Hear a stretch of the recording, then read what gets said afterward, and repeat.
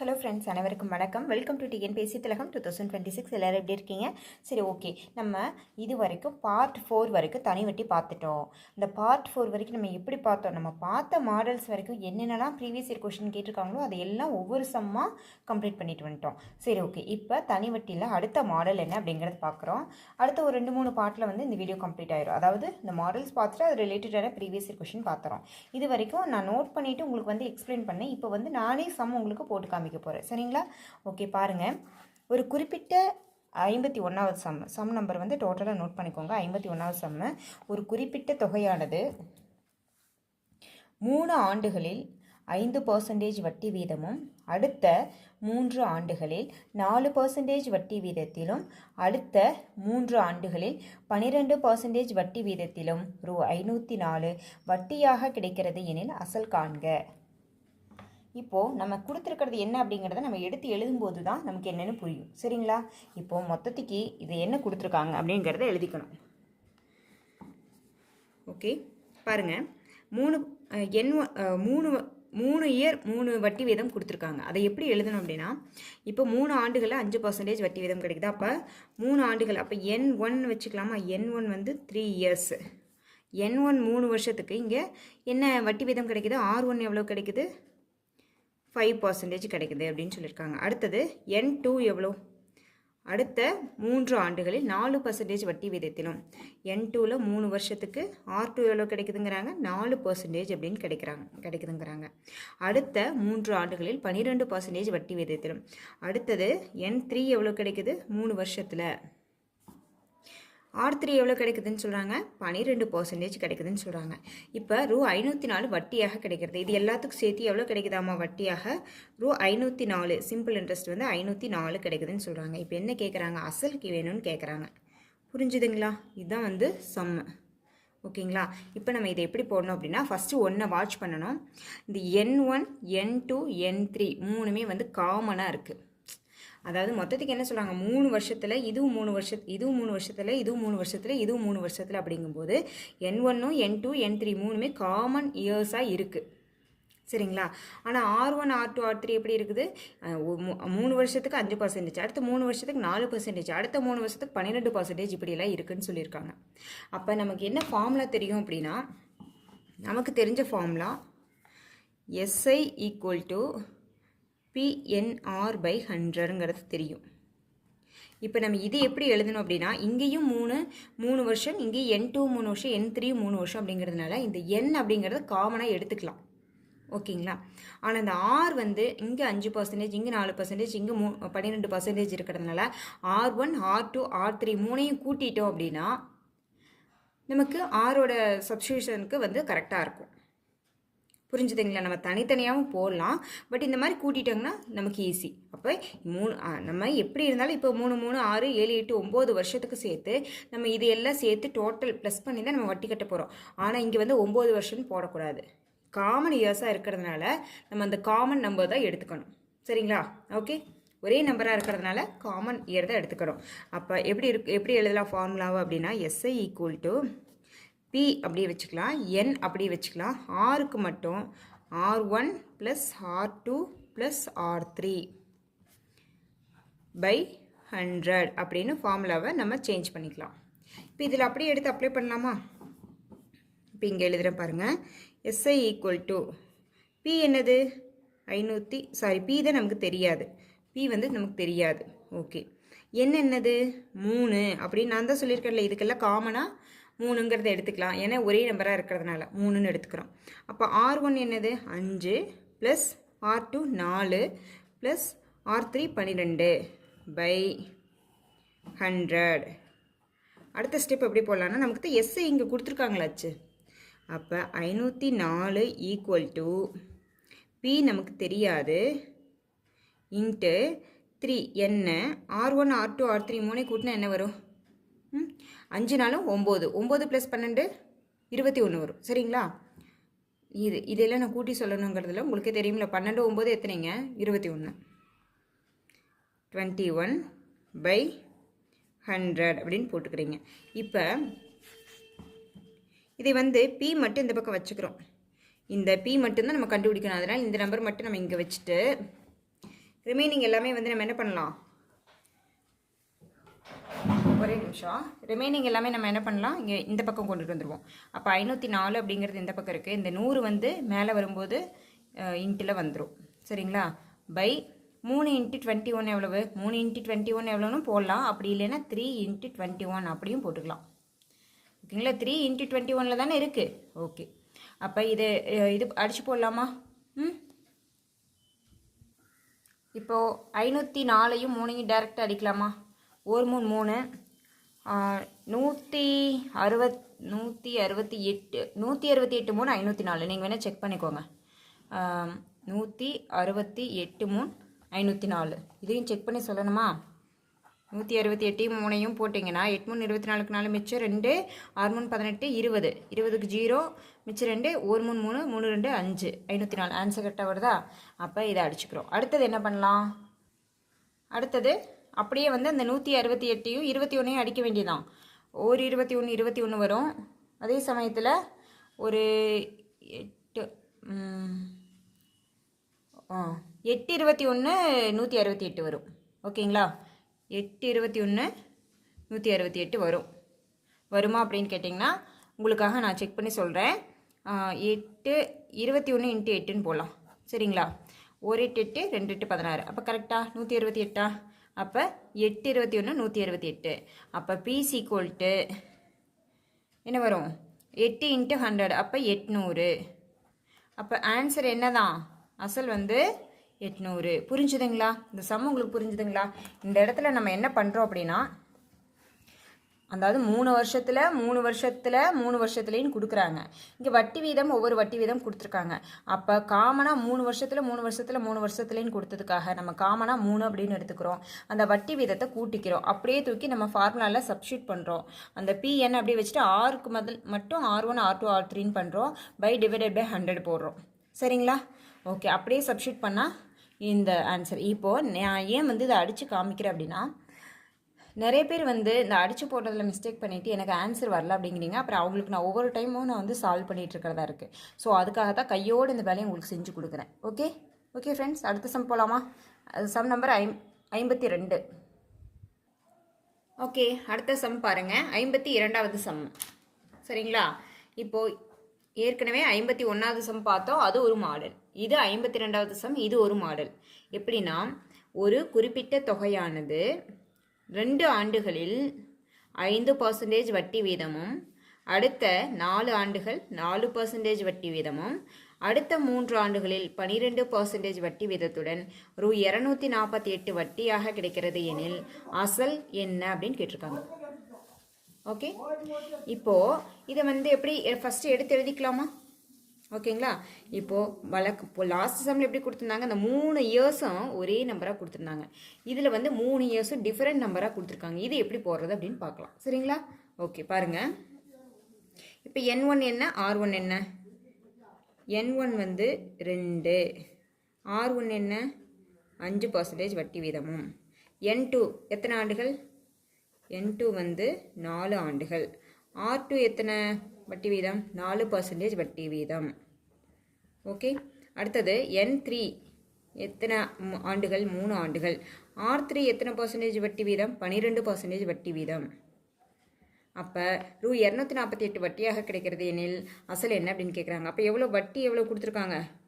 எல்லாத்துக்கும் சேர்த்து 248 அப்படின்னு கொடுத்துருக்காங்க. இப்போ என்ன கேட்டிருக்காங்க? அசல் வந்து வழக்கம் போல் எவ்வளோன்னு கேட்டிருக்காங்க. இப்போ நமக்கு என்ன ஃபார்முலா தெரியும்? நமக்கு தெரிஞ்ச ஃபார்முலா SI = PNR/100 அப்படிங்கிறது நமக்கு தெரியும். சரிங்களா? அப்போ இங்கே SI கொடுத்துருக்காங்க, P கேட்டிருக்காங்க, N கொடுத்துருக்காங்க, R கொடுத்துருக்காங்க. இங்கே எண்ணும் வந்து போன சம்மில் எண்ணம் ஒரே மாதிரி இருந்துச்சு. அதனால் ஒரு நம்பர் காமனாக எடுத்துரும். இப்போ இதை எப்படி எடுக்கலாம் அப்படிங்கிறது தான் இந்த சம். ஓகே, இதை எப்படி நம்ம பண்ணலாம் அப்படின்னா, நமக்கு வந்து N1 R1 அந்த மாதிரி கொடுத்துருக்காங்க. இப்போ N2 R2 N3 R3. நமக்கு ஃபார்முலா என்னென்னு படித்தோம்? PNR, N × R தான். சரிங்களா?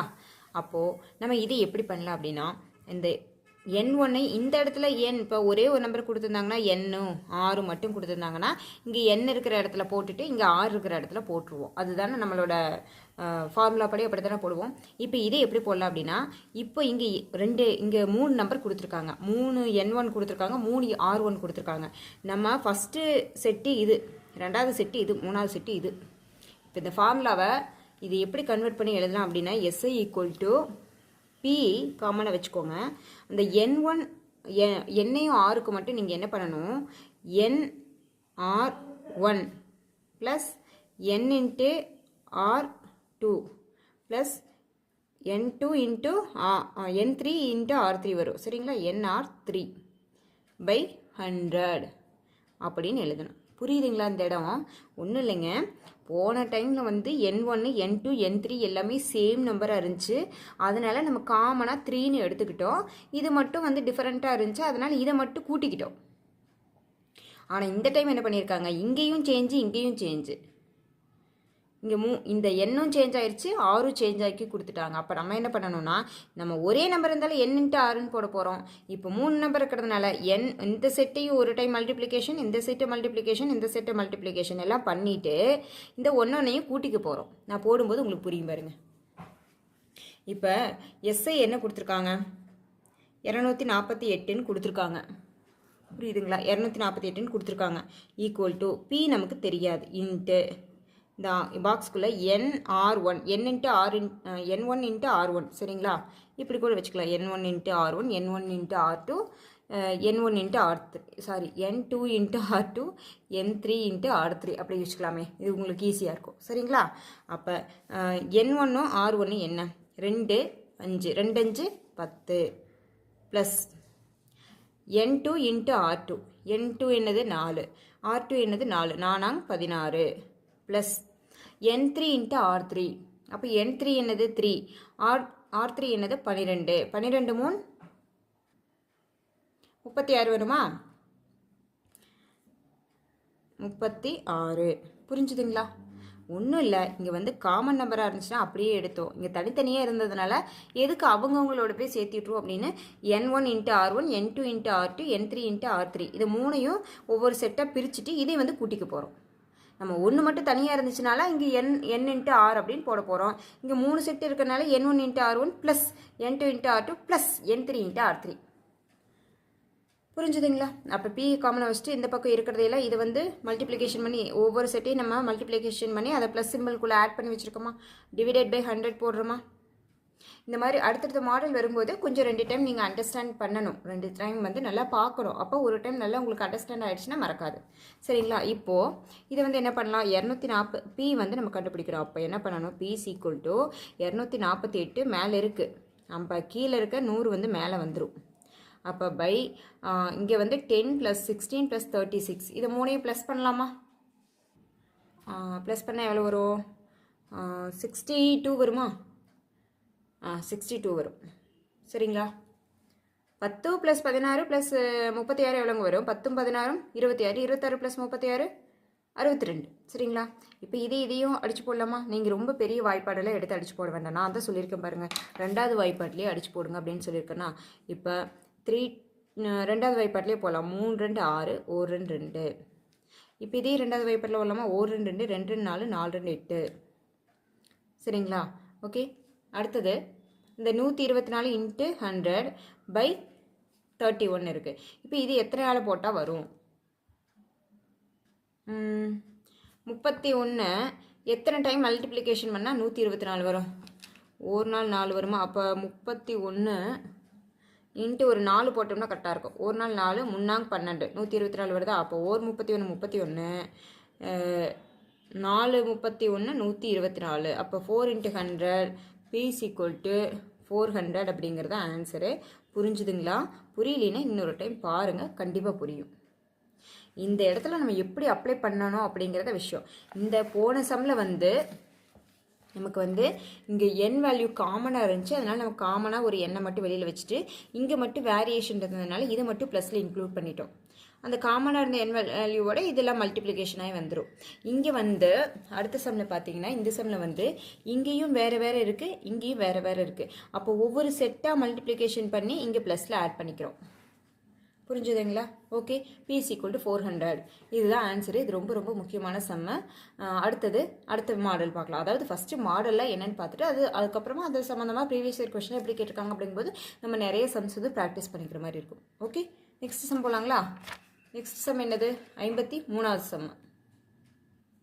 அடுத்த சம் பாருங்கள். 53வது சம் எப்படி போட போகிறோம்? இது வந்து ஒரு தொகையானது 10 ஆண்டுகளில் 2 மடங்காகிறது எனில் வட்டி வீதம் என்னன்னு கேட்டிருக்காங்க. ஒரு தொகையானது 10 வருஷத்தில் 2 மடங்காகிறது எனில் வட்டி வீதம் என்ன அப்படின்னு கேட்டிருக்காங்க. இதை ஃபஸ்ட்டு நம்ம எப்படி எடுத்துக்கணும் அப்படின்னா, இதை வந்து கொஷினை ஒரு தடவை மடங்கு கொடுத்துருந்தாங்க அப்படின்னா ஒரு மாதிரி போடணும். இங்கே வந்து 2 மடங்காகிறது அப்படின்னு ஒரு தடவை தான் மடங்கு கொடுத்துருக்காங்க. ஒரு சில சம்மில் பார்த்தீங்கன்னா 2 டைம், இப்போ 2 மடங்காகிறது, அடுத்து இன்னொரு மடங்காகிறது, அந்த மாதிரிலாம் கொடுப்பாங்க. அது வேறு மாதிரி, அது அப்புறம் போட்டுக்கலாம். இப்போ ஒரு டைம் வந்து மடங்காகிறது அப்படின்னு கொடுத்தா இந்த சம் எப்படி போடலாம் அப்படிங்கிறத பார்க்கலாம். சரிங்களா? இப்போ வந்து நம்ம ஃபார்முலா ஃபஸ்ட்டு நம்ம பார்க்கணும். அதுக்கு வந்து இப்போ ஒரு தொகையான, இது ரொம்ப ஈஸியான சம்முங்க, ஒன்றுமே இல்லை. இது புரிஞ்சுக்கிட்டிங்கன்னா ரொம்ப ஈஸி. ஒரு தொகையானது 10 ஆண்டுகளில் 2 மடங்காகிறது எனில் வட்டி வீதம் என்ன? இதில் நீங்கள் புரிஞ்சுக்க வேண்டியது என்ன அப்படின்னா, இப்போ நான் சொன்னேன் இல்லையா, ஒரு மடங்கு கொடுத்துட்டு ஒரு கேட்குறாங்க அப்படின்னா என்ன ஃபார்முலா அப்படிங்கிறத பார்க்குறோம். அதாவது 2 விதமாக கேட்குறக்கு வாய்ப்பு இருக்குது. அதாவது இப்போ ஒரு மடங்கு கொடுத்துருக்காங்க, இப்போ 2 மடங்காகிறது அப்படின்னு சொல்லிட்டு ஒரு மடங்கு கொடுத்துருக்காங்க. ஒரு மடங்கு கொடுத்துட்டு 2 டைப்பாக கேட்குறக்கு சான்ஸ் இருக்குது. ஒன்று, நமக்கு இங்கே எப்படி கேட்டிருக்காங்க, ஒரு தொகையானது 10 ஆண்டுகளில் 2 மடங்காகிறது எனில் வட்டி வீதம் என்னன்னு கேட்டிருக்காங்க. இப்போது ஆண்டு கொடுத்து வட்டி வீதம் என்ன அப்படின்னு கேட்பாங்க. ஆண்டு கொடுத்து வட்டி வீதம் என்ன அப்படின்னு கேட்பாங்க. இன்னொரு மாடல் இதில் எப்படி தெரியுமா கேட்பாங்க, ஒரே ஒரு மடங்கு கொடுத்துட்டு, அப்போ அங்கே வந்து என்ன கேட்பாங்க தெரியுமா, வட்டி வீதம் கொடுத்துட்டு வட்டி வீதம் கொடுத்துட்டு ஆண்டு கேட்பாங்க. அதாவது ஒரு அண்டர்ஸ்டாண்ட் பண்ணிக்கோங்க. இது என்ன அப்படின்னா, அதாவது 2 மடங்காகிறது அப்படின்னு 2 மடங்காகிறதுன்னு கொடுத்துருக்காங்க. நீங்கள் 1 மடங்கு தான் போட்டிருக்கீங்க, அப்படி எடுத்துக்கூடாது. ஒரு தடவை தான் 2 மடங்காகிறது அப்படின்னு ஒரு தடவை தான் கொடுத்துருக்காங்க. அப்போ இந்த மாதிரி ஒரு தடவை மடங்கு கொடுத்துட்டு ஒன்று இந்த சம் மாதிரி ஆண்டு கொடுத்துட்டு வட்டி வீதம் கேட்கலாம். அப்படி இல்லைன்னா வட்டி வீதத்தை கொடுத்துட்டு ஆண்டு கேட்கலாம். ஓகே, அப்படி இருந்துச்சுன்னா எப்படி போடலாம் அப்படிங்கிறது. இதுதான் வந்து நம்ம என்ன கொடுப்பாங்க என்ன கேட்பாங்க அப்படிங்கிற ஒரு கான்செப்ட். இந்த மாதிரி ஒரே ஒரு டைம் மடங்கு கொடுத்துட்டு ஆண்டு கொடுத்துட்டு வட்டி வீதம் கேட்டால், இல்லை ஒரே ஒரு டைம் மடங்கு கொடுத்துட்டு வட்டி வீதம் கொடுத்துட்டு ஆண்டு கேட்டால் எல்லாத்துக்கும் ஒரே ஃபார்முலா தான். ஓகே, ப்ராக்டிஸ் பண்ண வந்துடும். அடுத்தடுத்து மாடலாக சொல்கிறீங்க அப்படின்னா இது ரொம்ப ஈஸி, ப்ராக்டிஸ் பண்ண வந்துடும். இதுக்கு ஃபார்முலா என்ன அப்படின்னு பார்த்தீங்கன்னா, இந்த மடங்கு, அதாவது ஒரே ஒரு டைம் மடங்கு கொடுத்துட்டு ஆண்டு கொடுத்துட்டு வட்டி வீதம் கேட்டாலோ, ஒரே ஒரு டைம் மடங்கு கொடுத்துட்டு வட்டி வீதம் கொடுத்துட்டு ஆண்டு கேட்டாலோ ஃபார்முலா என்ன அப்படின்னா, ஃபார்முலா வந்து x - 1 by n/r into 100. இப்போ இந்த சம் பொறுத்த வரைக்கும் என்ன ஃபார்முலா வரும் அப்படின்னீங்கன்னா, இதை வந்து இந்த இடத்துல என்னும் வரலாம், என் கொடுத்துருந்தா என் வரலாம், ஆர் கொடுத்துருந்தா ஆர் வரலாம். இப்போ x - 1 by n, இங்கே என்ன ஆண்டு தானே கொடுத்துருக்காங்க, அப்போ n into 100 அப்படிங்கிறத ஃபார்முலா.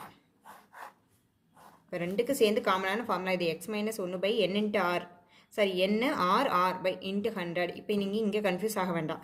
அதாவது n கொடுத்துருந்தாங்கன்னா என்னன்னு போட்டுக்கோங்க, இல்லை ஆர் கொடுத்துருந்தாங்கன்னா ஆர்ன்னு போட்டுக்கோங்க. புரிஞ்சுதுங்களா?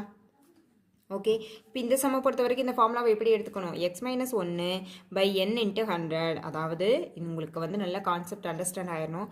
ஒரே ஒரு டைம் மடங்கு கொடுத்துட்டு ஆண்டு கொடுத்து வட்டி வீதம் கேட்டாலோ, இல்லை ஒரே ஒரு டைம் மடங்கு கொடுத்துட்டு வட்டி வீதம் கொடுத்துட்டு ஆண்டு கேட்டாலோ நம்மளுடைய ஃபார்முலா என்னது, x - 1 by n அல்லது r into 100 அப்படிங்கிறத ஞாபகம் வச்சுக்கணும். சம்மில் அப்ளை பண்ணலாமா? அவ்வளோதான் ஆன்சரு. ரொம்ப இன்ட்ரெஸ்ட்டு தான், ரொம்ப வந்து ஈஸியாக தான் இருக்கும். ஏன்னா இது கான்செப்ட் என்ன, ஃபார்முலா என்னன்னு புரிஞ்சுக்கிட்டோம்னா வேலை முடிஞ்சுது. சரிங்களா? அப்ளை பண்ணலாமா? ஓகேங்களா? இப்போ இதுதான் என்னது ஃபார்முலா. இதை மட்டும் ஒரு பாக்ஸ் போட்டு நோட் பண்ணிக்கோங்க. அடுத்தது இதில் அப்ளை பண்ணாமல் இப்போ இந்த எக்ஸ்னால் என்னது அப்படின்னா மடங்கு. இங்கே கொடுத்துருக்காங்க இல்லையா மடங்கு, இரு மடங்காகிறது அப்படிங்கிறது. அப்போ எக்ஸ்னால் என்னது மடங்கு. சரிங்களா, நோட் பண்ணி வச்சுக்கோங்க, உங்களுக்காக தான் நான் எழுதுகிறேன். சரிங்களா, ஓகே. அப்போ எக்ஸ் எத்தனை மடங்காகிறதுன்னு கொடுத்துருக்காங்க, இங்கே என்ன கொடுத்துருக்காங்க இரு மடங்காகிறது. அப்போ சம்மில் அப்ளை பண்ணலாமா? 2 இங்கே என்னது -1 பை என்ன தானே கொடுத்துருக்காங்க, அதனால தானே நம்ம டிவைடட் பை என்ன இருக்கிற மாதிரி எடுத்திருக்கோம். அப்போ என்ன எத்தனை கொடுத்துருக்காங்க 10 ஆண்டுகளில் போட்டாச்சா இன்ட்டு 100. அடுத்து சால்வ் பண்ணலாமா? இப்போ 2 - 1 என்னங்க? இதெல்லாம் கேட்காதீங்க அப்படிங்காதீங்க, மிஸ் பண்ணிடாதீங்க. 1/10 இன்ட்டு 100. இப்போது 1/10 இன்ட்டு 100 அப்படிங்கும்போது இங்கே ஒரு 0 இங்கே ஒரு 0 அடிச்சிடலாமா? அப்போ ஆன்சர் என்ன வரும்? வட்டி வீதம் கேட்குறாங்களா? அப்போ என்ன வரும்? 10. ஆன்சர் என்னது? 10. வட்டி வீதம் தானே கேட்குறாங்க. அப்போ நம்ம என்ன கேட்டிருக்காங்க என்ன கொடுத்துருக்காங்க அப்படிங்கிற பார்க்கணும். இந்த இடத்துல வந்து உங்களுக்கு நான் சொல்லிகிட்டே இது திரும்ப சொல்கிறேன், ஒரு டைம் மட்டும் மடங்கு கொடுத்து நான் என்ன சொல்கிறேன், ஒரு டைம் மட்டும் மடங்கு. இப்போது இரு மடங்காகிறது அப்படின்னு ஒரே ஒரு டைம் தான் கொடுத்துருக்காங்க. ஒரு டைம் மட்டும் மடங்கு கொடுத்து ஆண்டு கொடுத்து வட்டி வீதம் கேட்டாலோ, இல்லை ஒரு டைம் மட்டும் மடங்கு கொடுத்து வட்டி வீதம் கொடுத்து ஆண்டு கேட்டாலோ ஒரே ஒரு ஃபார்முலா தான். எக்ஸ் -1 பை ஆண்டு கொடுத்து வட்டி வீதம் கேட்டால் பை n இன்ட்டு 100. ஓகேங்களா, இதுவே வட்டி வீதம் கொடுத்து ஆண்டு கேட்டால் எக்ஸ் -1 பை r இன்ட்டு 100 அப்படின்னு போடும். புரிஞ்சுதுங்களா? அது ஒரு இதில் பார்க்கும்போது பார்க்கலாம். சரிங்களா, இப்போ இதுக்கு வந்து என்ன ஆன்சரு? r = 10%. புரிஞ்சுதுங்களா? ஓகே, 54வது சம் பாருங்கள். ஒரு குறிப்பிட்ட அசலானது 8% வட்டி வீதத்தில் 3 மடங்காக எடுத்துக்கொள்ளும் காலம் எவ்வளோன்னு கேட்குறாங்க. நான் சொன்னேன்னா இந்த மடங்கு அப்படின்னு சம் வந்தாலே நம்ம எத்தனை மடங்கு கொடுத்துருக்காங்க, 2 டைம் மடங்கு கொடுத்துருக்காங்களா, ஒரு டைம் மடங்கு கொடுத்துருக்காங்களான்னு ஃபஸ்ட்டு பார்க்கணும். இங்கே ஒரே ஒரு டைம் தான் மடங்கு கொடுத்துருக்காங்க. அப்போ அப்படி இருக்கும்போது ஒரு டைம் மடங்கு கொடுத்துட்டு நம்ம ஆல்ரெடி ஃபார்முலா படித்தோமா, என்ன படித்தோம்? ஒரு டைம் மடங்கு கொடுத்துட்டு ஆண்டு கொடுத்து வட்டி வீதம் கேட்டாலோ இல்லை வட்டி வீதம் கொடுத்து ஆண்டு கேட்டாலோ நமக்கு ஒரே ஒரு ஃபார்முலா தான் அப்ளை பண்ணணும். என்ன அப்ளை பண்ணணும் அப்படின்னு பார்த்தோம், எக்ஸ் -1 பை என்ன கொடுத்துருக்காங்களோ அது கீழே என் கொடுத்துருந்தா என் போடுங்க, இல்லை ஆர் கொடுத்துருந்தா ஆர் போடுங்க, பை இன்ட்டு 100 அப்படிங்கிறது. அப்போ இங்கே ஒரு டைம் ஃபார்முலா எழுதிக்கலாமா? நான் எழுதுனா தான் நீங்கள் எழுதுவீங்க, அப்படி தானே? ஃபார்முலா என்ன? ஒரே ஒரு டைம் மடங்கு கொடுத்துட்டு வட்டி வீதம் கொடுத்துட்டு ஆண்டு கேட்டாலோ இல்லை ஆண்டு கொடுத்துட்டு வட்டி வீதம் கேட்டாலோ நமக்கு என்ன ஃபார்முலா? எக்ஸ் -1 பை இங்கே என்ன கொடுத்துருக்காங்க? வட்டி வீதம் கொடுத்துருக்காங்க. அப்போ ஆர் இன்ட்டு 100. இதே போன சம்மில் நம்ம எப்படி எழுதணும்? இங்கே வந்து ஆண்டு கொடுத்துருந்தாங்க, அதனால எக்ஸ் -1 பை ஆண்டு n இன்ட்டு 100 அப்படின்னு எழுதணும். இப்போ வந்து இந்த சமுக்கு வந்து இங்கே என்ன கொடுத்துருக்காங்க? வட்டி வீதம் கொடுத்துருக்கிறதுனால பை ஆர் இன்ட்டு 100. இதான் ஃபார்முலா. அப்ளை பண்ணலாமா? ஓகே, இப்போ எக்ஸ் என்னது? எக்ஸ்னால் என்னங்க? மடங்கு. ஒரு மடங்கு மென்ஷன் பண்ணுறது தான் எக்ஸ் போட்டிருக்கேன். சரிங்களா, அப்போ எக்ஸுக்கு என்னது? 3 -1 பை ஆர் என்ன கொடுத்துருக்காங்க? 8% கொடுத்துருக்காங்களா? 8%. 8 இன்ட்டு 100. இதை சால்வ் பண்ணலாமா? 2/8 இன்ட்டு 100. நிறைய பேர் வந்து இந்த அடிச்சு போகிறதெல்லாம் மிஸ்டேக் பண்ணுறீங்க. அது வந்து தெரியாததுனால வர்ற மிஸ்டேக் கிடையாது. ஐயோ எனக்கு மேக்ஸில் அடிச்சு போடுறதுலையெல்லாம் மிஸ்டேக் வருது, 2வது டேபிளெலாம் மிஸ்டேக் வருது அப்படின்னு மட்டும் தயவு செஞ்சு நினைக்காதீங்க. நம்ம வந்து ஸ்கூல் காலேஜெலாம் படிக்கும்போது நல்லா படிச்சிருப்போம். இருந்தாலும் இவ்வளோ நாள் நமக்கு டச் இல்லை, அந்த மேக்ஸை டெய்லி போட்டு பார்க்குற டச் இல்லை அப்படிங்கும்போது அந்த மிஸ்டேக்ஸ்லாம் வரதான் செய்யும். டெய்லி ப்ராக்டிஸ் பண்ணிட்டீங்க அப்படின்னா அந்த மிஸ்டேக்ஸ்லாம் ஆட்டோமேட்டிக்காக போயிடும். சரிங்களா, ஓகே. நான் வந்து கொஞ்ச நாளுக்கு வந்து நடத்த வரைக்கும் உங்களை அடித்து போட்டு கூட காமிக்கிறேன், ஒன்றும் பிரச்சனை இல்லை. கொஞ்சம் ஸ்பீடாக போகிறவங்க பாஸ் பண்ணி கூட கொஞ்சம் ஸ்பீட் பண்ணி கூட போய்க்கோங்க. சரிங்களா, 4 2 8 1 2 2 2 4 50 2 100 1 2 25 2 50. இப்போ என்னது ஆன்சரு? 25. அப்போ n = 25. ஓகேங்களா, எதுவும் மிஸ் பண்ணியிருக்கோமா? இல்லை. ஓகே, n = 25 அப்படிங்கிறது தான் ஆன்சர். சரிங்களா, அடுத்த சம் பார்க்கலாங்களா? இது வந்து ஒரு மடங்கு கொடுத்தா, ஒரே ஒரு டைம் மடங்கு கொடுத்தா நம்ம என்ன ஃபார்முலா அப்ளை பண்ணுவோம்? ஒரே ஒரு டைம் மடங்கு கொடுத்துட்டு வட்டி வீதம் கேட்டாலோ இல்லை ஆண்டு கேட்டாலோ என்ன கொடுத்துருக்காங்களோ அதை வந்து x-1 கீழே போட்டுட்டு இன்ட்டு 100 போட்டு ஒரே ஒரு டைம் மடங்கு கொடுத்துருந்தா அப்படி போடுவோம். 55வது சம் வந்து பார்த்தீங்கன்னா 2 டைம் மடங்கு கொடுத்துருந்தாங்கன்னா எப்படி போடலாம் அப்படிங்கிறத பார்க்கலாம். சரிங்களா? ஓகே,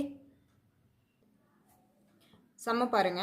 ஒரு தொகையானது 25 வருடங்களில் 3 மடங்கு எனில் எத்தனை வருடங்களில் அத்தொகை 2 மடங்காக உயரும்? இப்போ புரியுதா? நான் 2 டைம் மடங்கு கொடுத்தான்னு போன டைமில் சொல்லிட்டே இருந்தேனே. பாருங்கள், 3 மடங்குன்னு இங்கே ஒரு மடங்கு கொடுத்துருக்காங்க. இந்த பக்கம் பாருங்கள் 2 மடங்குன்னு இந்த இடத்துல ஒரு மடங்கு கொடுத்துருக்காங்க. அதுக்கு பேர் தான் 2 டைம் மடங்கு கொடுக்கறது. இதுவே போன சம்மில் பார்த்தீங்கன்னா ஒரே ஒரு டைம் மட்டும்தான் மடங்கு கொடுத்துருப்பாங்க, 3 மடங்காக. வேற எங்கேயும் மடங்கு மென்ஷன் ஆகாது. அப்போ ஒரு மடங்கு மட்டும் கொடுத்துருந்தாங்கன்னா x-1/r கொடுத்துருந்தா 6, n கொடுத்துருந்தா n இன்ட்டு 100 அப்படின்னு போடுவோம். 2 மடங்கு கொடுத்துருந்தா நம்ம இப்படி போடுவோம் அப்படிங்கிறத பார்க்க போகிறோம். சரிங்களா? ஓகே, ரொம்ப ஈஸி தான். மடங்கு சம்மில் ரொம்ப ரொம்ப ஈஸி தான். வந்துருச்சுனாவெல்லாம் நமக்கு லக்கு தான். 4 டைம் ப்ராக்டிஸ் பண்ணிங்கன்னா ஓகே, சூப்பர். இதுக்கு என்ன ஃபார்முலா அப்படின்னு பார்த்தீங்கன்னா, இப்போது இங்கே வந்து என்ன கொடுத்துருக்காங்க? 2 டைம் மடங்கு கொடுத்துருந்தா ஃபார்முலா என்ன? 2 டைம்ஸ். ஏன்னா இப்போ எழுதிட்டு போயிடுவீங்க, நாளைக்கு வந்து அது என்னென்னு அந்த இடத்துல புரியாது. அதனால நல்லா நோட் பண்ணி வச்சுக்கோங்க. 2 டைம்ஸ் மடங்கு கொடுத்துருந்தா ஃபார்முலா என்ன? 2 டைம்ஸ் மடங்கு கொடுத்துருந்தா அப்படின்னு நோட் பண்ணி வச்சுக்கோங்க. அப்போது 2 டைம்ஸ் மடங்கு கொடுத்துருந்தாங்கன்னா இங்கே ஒன்று வந்து n கொடுத்துருப்பாங்க, இல்லைன்னா r கொடுத்துருப்பாங்க. கண்டிப்பாக n கொடுத்துருப்பாங்க, இல்லைன்னா r கொடுத்துருப்பாங்க. இந்த சம்மில் என்ன கொடுத்துருக்காங்க? n கொடுத்துருக்காங்க. அப்போ n into r. Okay, n into r into புதிய மடங்கு -1 பை பழைய மடங்கு -1 அப்படிங்கிறது ஃபார்முலா. 2 நாளைக்கு ஃபார்முலா படிச்சிங்கன்னா 3வது நாள் நீங்கள் வாட்டுக்கு தூக்கத்தில் எழுப்பி கேட்டாலும் ஒரே ஒரு டைம் மடங்கு கொடுத்துருந்தாங்கன்னா x-1 டிவைடட் பை r கொடுத்துருந்தா 6, n கொடுத்துருந்தா n டிவைட் இன்ட்டு 100 அப்படின்னு போடணும்.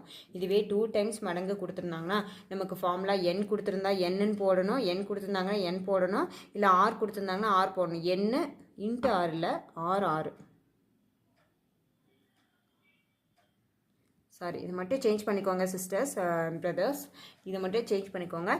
n கொடுத்துருந்தாங்கன்னா n, இல்லை r கொடுத்துருந்தாங்கன்னா r. சரிங்களா? nrr இன்ட்டு புதிய மடங்கு -1 பை பழைய மடங்கு -1. இதை மட்டும் நீங்கள் மாற்றி மேலே கீழையும் போட்டக்கூடாது. எப்போவுமே வந்து பழசை கீழே வைப்போம், புதுசை மேலே வைப்போம் அப்படிங்கிற ஞாபகம் உங்களுக்கு இருக்கணும். இதுக்கு ஷார்ட்கட் என்னது? ஒரு பொருள் வாங்கிட்டு வரீங்க அப்படின்னா புதுசை மேலே வைப்பீங்க, பழசை கீழே வைப்பீங்க. ஓகே, புரிஞ்சுதுங்களா? புதுசை மேலே வைக்கணும், பழசை கீழே வைக்கணும். கண்டிப்பாக அது ஞாபகம் வச்சுக்கோங்க. இது கன்ஃபியூஸ் ஆகும், அதனால தான் சொல்கிறேன். சரிங்களா? ஓகே, அடுத்தது பாருங்கள். n கொடுத்துருந்தா n, இல்லை r கொடுத்துருந்தா r. அப்போ புதிய மடங்கு -1 பை பழைய மடங்கு -1. இதில் எது புதிய மடங்கு, எது பழைய மடங்கு அப்படின்னா சொல்கிறேன். இது ஒன்றும் இல்லை. புதிய மடங்குனா என்ன அப்படின்னா, இப்போ புதுசாக 2 மடங்காக கேள்வியை கேட்குறாங்க பாருங்கள். கேள்வி கேட்குற இடத்துல இருக்குது பாருங்கள். கேள்வி 2 மடங்காக உயரும் அப்படின்னு கேள்வியாக கேட்குறதா புதிய மடங்கு. ஆல்ரெடி இன்ஃபர்மேஷன் கொடுத்தது என்னது? பழைய மடங்கு. அப்போ புதிய மடங்குனா இப்போ இந்த இடத்துல என்ன வரும்? புதிய மடங்கு அப்படின்னா புதிய மடங்கு என்ன வரும்? இந்த இடத்துல 2 அப்படிங்கிறது வரும். இதே பழைய மடங்கு அப்படின்னா என்ன வரும்? 3 அப்படின்னு வரும். புரியுதுங்களா? அந்த ஃப்ரெஷ்ஷாக இந்த கடைசியில் வந்து நிற்கிறதா புதுசு, முதல்ல இருக்கிறத வந்து பழசு. புரிஞ்சுதுங்களா? அப்போ நான் ஆல்ரெடி ஃபார்முலாவில் என்ன சொல்லியிருக்கேன்? n கொடுத்துருந்தா n போடுங்க, இல்லை r கொடுத்துருந்தாங்கன்னா r போடுங்க. ஏதோ ஒன்று தான் போடணும், ஏதோ ஒன்று தான் கொடுப்பாங்க. இன்ட்டு மேலே வந்து புதுசு வைக்கணும், கீழே பழசு வைக்கணும். அப்போ புதிய மடங்கு -1 டிவைடட் பை பழைய மடங்கு -1ங்கிறது ஃபார்முலா. அந்த ஃபார்முலா படி அப்ளை பண்ணும்போது பழைய மடங்கு அப்படின்னு எதை கொடுத்துக்கணும் அப்படின்னா ஆல்ரெடி கொடுக்கப்பட்ட தகவல் எல்லாம் ஃபஸ்ட்டு ஸ்டார்டிங்லேயே இருக்கும். அது வந்து பழைய மடங்கு. புதிய மடங்கு அப்படின்னா ஃப்ரெஷ்ஷாக கடைசியில் வந்து நிற்கிறதா புதுசு. ஓகேங்களா? கடைசியில் வந்து நிற்கிறதா புதுசு, கேள்வியாக கேட்குறதா புதுசு, கடைசியாக வந்து நிற்கிறதா புதுசு. புதிய மடங்குனா இந்த இடத்துல பார்த்தீங்கன்னா 2 வரும், பழைய மடங்குனா 3 வரும். புரிஞ்சுதுங்களா? இதை வந்து அப்படியே அப்ளை பண்ணலாமா? இப்போ அப்ளை பண்ணலாங்களா? இப்போது எத்தனை வருடங்களில் கொடுத்துருக்காங்க? 25 வருடங்களில் கொடுத்துருக்காங்க. நம்ம இன்னொரு டைம் இங்கே கூட ஃபார்முலா எழுதுகிறேன். NRR இன்ட்டு இங்கே என்ன சொல்லியிருக்கேன்? மேலே தான் புதுசு வைக்கிறோம், கீழே பழசு வைக்கணும்னு சொல்லியிருக்கேன். அப்போ புதிய மடங்கு -1 பை பழைய மடங்கு -1 அப்படிங்கிறது நமக்கு ஃபார்முலா. அப்ளை பண்ணலாமா? பாருங்கள், NRR வந்து என்ன கொடுத்துருக்காங்க? நான் திருப்பி பார்க்க வேண்டியதாச்சு, நீங்கள் அப்படியே பார்த்துக்கோங்க. 25 வருடங்களில் கொடுத்துருக்காங்களா? ஓகே, 25 இன்ட்டு புதிய மடங்கு என்ன கொடுத்துருக்காங்க? நான் என்ன சொல்லியிருக்கேன்? லேட்டஸ்ட்டாக வந்து நிற்கிறதா புதுசு, கேள்வியை கேட்குறதா புதுசுன்னு சொல்லியிருக்கேன். அப்போ 2 கொடுத்துருக்காங்களா? அப்போ 2 -1 பை பழைய மடங்கு என்ன கொடுத்துருக்காங்க? 3 மடங்கு மேலே கொடுத்துருக்காங்க. தகவலுக்குள்ளே 3 மடங்கு இருக்கா? அப்போ அதுதான் பழசு. 3 -1 இதை வந்து சால்வ் பண்ணிங்கன்னா என்ன வரும்? 25 இன்ட்டு 2 -1 என்னங்க? 1ங்க. 3 -1 2. இதை வந்து அடித்து போடலாமா? எப்படி அடித்து போடுவீங்க? 25 இன்ட்டு 1 பை 25/2 அப்படின்னு வரும். இதை வந்து அடித்து போடுங்க. உடனே வந்து உலகமே அழிஞ்சு போச்சு, இங்கே வந்து 25 2 அடிபடாது அப்படின்னு சொல்லக்கூடாது. இந்த மாதிரி இருக்குது அப்படின்னா உங்களுக்கு வர ஆன்சரை வந்து கண்டிப்பாக அங்கே ஒரு கலப்பு பின்னமாக கொடுத்துருப்பாங்க. இல்லை அந்த மாதிரி உங்களுக்கு ஆன்சர் என்ன வருதோ அதில் தான் இருக்கும். சரிங்களா? இப்போ 25 இன்ட்டு 2 நம்ம கலப்பு பின்னமாக சேஞ்ச் பண்ணி எழுதலாமில்ல? ஆப்ஷன் வந்து கலப்பு பின்னமாக இருந்துச்சு அப்படின்னா 12 2 22ங்க. 12 2 25ங்க. சரிங்களா? 12 2 25. அப்போ 12.5 இருந்துச்சுன்னா போட்டுருங்க. அப்படி இல்லை, 12.5 இல்லை, கலப்பு பின்னமாக கொடுத்துருந்தாங்க அப்படின்னா எப்படி எழுதலாம்? இப்போ 25க்குள்ளே எத்தனை 2 இருக்குது? இப்போ 2 அப்படியே கீழே வச்சுக்கிறீங்க. 25க்குள்ளே ஒரு 2 20 11 12 2 22 வருமா? 12 2 24 வருமா? 12 2 24. மிச்சம் என்ன இருக்கும்? 1 இருக்கும். சரிங்களா? என்ன கேட்டிருக்காங்க? எத்தனை மடங்காக? 2 மடங்காக உயரம். எத்தனை வருடங்களில் அத்தொகை 2 மடங்காக உயரம் அப்படின்னா 12. புரிஞ்சுதுங்களா? 1 இதை அடித்து போட்டிங்கன்னா 12.5 வரும். சரிங்களா? 1 12.5ன்னு கொடுத்துருப்பாங்க. அப்படி இல்லைன்னா ஆன்சர் என்ன கொடுத்துருப்பாங்க? கீழே 2 அப்படியே வச்சுட்டு எத்தனை 2 25 வரும்? 12 2 24 வரும். ரிமைனிங் 1 இருக்கும். இந்த மாதிரி 12.5 அந்த மாதிரி கொடுத்துருப்பாங்க. 12.5 இயர்ஸ். ஓகே, புரிஞ்சுதுங்களா? இயர்ஸ் இல்லை, எத்தனை வரும்? இயர்ஸ். ஓகே, புரிஞ்சுதுங்களா? இதுதான் வந்து ஆன்சர். உங்களுக்கு இதுவரை போட்ட சம்மு மாடல் எல்லாமே புரிஞ்சுதா? புரியலன்னா இன்னொரு டைம் பாருங்கள். இந்த சம்மு அந்த என்ன சொல்கிறது, இந்த ஃபார்முலாஸ் மட்டும் ஒரு அப்பப்போ ஒரு மெமரி ரீகால் பண்ணிக்கிட்டே இருங்க. ஓகேங்களா? இப்போ இது கொடுத்துட்டு இது கேட்டால் இப்படி ஒரே ஒரு டைம் மடங்கு கொடுத்தா அப்படி 2 டைம் மடங்கு கொடுத்துருந்தாங்கன்னா நம்ம இந்த ஃபார்முலா யூஸ் பண்ணணும்னு கொஞ்ச நாள் ஒரு ரீகால் பண்ணிகிட்டே இருந்தீங்கன்னா அது வந்து மறக்கவே மறக்காது. புரிஞ்சுதுங்களா? இதில் ஒன்றும் விஷயமே இல்லை. புதிய மடங்கு அப்படின்னா மேலே வைப்போம், பழைய மடங்குனா கீழே வைப்போம் அப்படிங்கிற ஃபார்முலா ஞாபகம் வச்சுக்கோங்க. வேறு ஒன்றும் இல்லை. இதை அப்படியே போட்டுட்டு இங்கே அடிச்சு போகிறதுல மட்டும் மிஸ்டேக் பண்ணாமல் கரெக்டாக வந்துட்டிங்கன்னா போதுமானது. 12.5ன்னு கொடுத்துருப்பாங்க. அப்படி இல்லை கலப்பு பின்னமாக கொடுத்துருந்தாங்கன்னா 12 இப்படி கொடுத்துருப்பாங்க. இது வந்து ஒரு சிலர் வந்து இது எப்படி போடுறதுன்னு தெரியலைங்கிறாங்க. அதெல்லாம் ஒன்றும் இல்லைங்க. இந்த 2 வந்து அப்படியே வச்சுக்கிறீங்க. அந்த மேலே 25க்குள்ளே எத்தனை 2 இருக்கும்? 12 2 24 இருக்கும். ரிமைனிங் 1 மேலே வைக்கிறீங்க. அவ்வளோதான். இது ஒன்றும் பெரிய விஷயம் கிடையாது. நம்ம இதையெல்லாம் கடந்து இதையெல்லாம் ஸ்கூலு காலேஜுன்னு படிச்சுட்டு தான் நம்ம இங்கே வந்திருக்கோம். சரிங்களா?